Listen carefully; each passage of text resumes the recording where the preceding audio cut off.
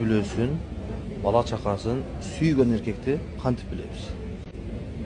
Эгерде бакканга, тарбия бергенге, мейрим төккөнгө аракет кылып жатса, демек бул эркек үй бүлөсүн, бала чакасын сүйөт. Мисалы үчүн, эртең менен кечке чейин таксовать кылышы мүмкүн. Эртең менен кечке чейин Дордойдо, Мадина базарда иштеши мүмкүн. Башка мамлекетте иштеши мүмкүн. Россияда иштеп жүрөт.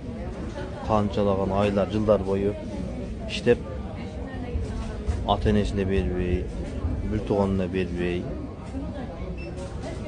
акчасынын тапканынын бардыгын берип, бала чакама, аялыма берейин, жедирейин, кийиндирейин деп аракет кылып жаткан болсо, бул демек бул эркек сизди жакшы көрөт.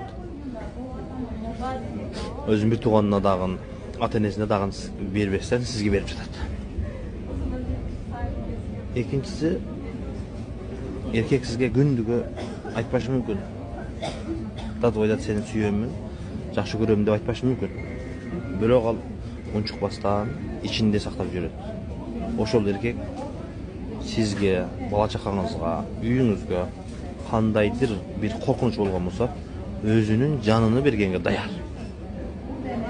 Демек бул эркек дагы сизди жакшы көрөт, сүйөт.